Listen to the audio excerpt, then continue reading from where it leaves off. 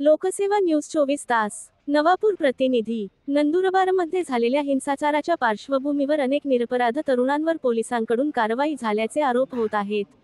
या संदर्भात आज शरददादा समर्थकांच्या वतीने माननीय तहसीलदार नवापूर तसेच माननीय पोलीस निरीक्षक यांना निवेदन देण्यात आले।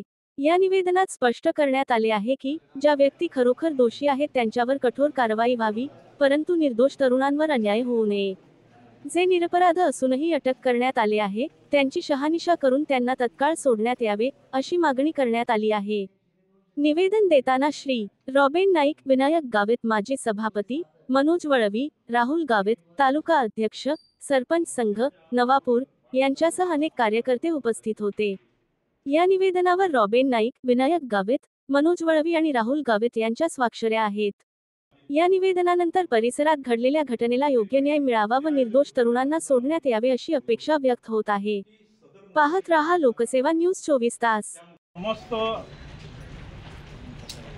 नंदुरबार जिल्ह्यातल्या लोकांना, समस्त आदिवासी समाजाला जय आदिवासी। आज आम्ही नवापूर तालुक्यातले सरपंच परिषद आणि शरददादा समर्थक कार्यकर्ते मिळून आम्ही नवापूर तहसीलदार साहेबांना निवेदन दिलं आहे या बाबतीत की जय वळवी यांचा खून नंदुरबार येथे झाला होता आणि त्या अनुषंगाने दिनांक 24/9/25 रोजी मूक मोर्चाचे आयोजन एका संघटनेने केलं होतं आणि त्या मूक मोर्चात जिल्हाधिकारी कार्यालयावर मोर्चा असताना काही समाजकंटकाने तिथे उभ्या असलेल्या गाडींची तोडफोड केली होती आणि जमावावर आणि पोलिसांवर दगडफेक केली होती। हा जो प्रकार आहे हा फार निंदनीय आहे।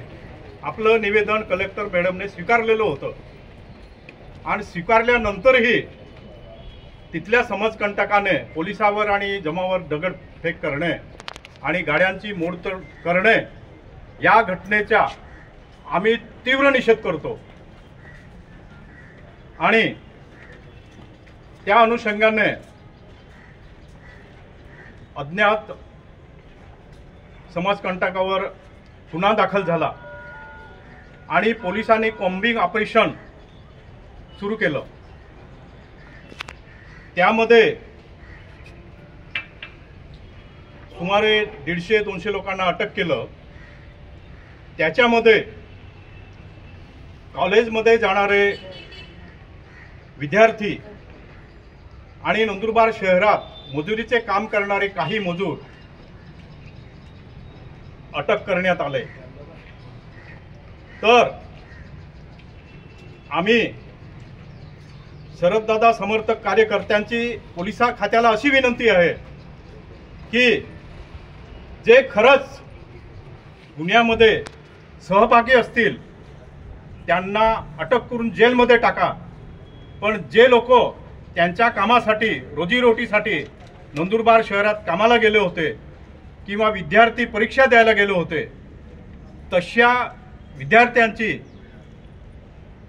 पोलीस खात्याला अशी विनंती आहे की त्यांची शहानिशा करा की हा मोर्चामध्ये सामील होता का।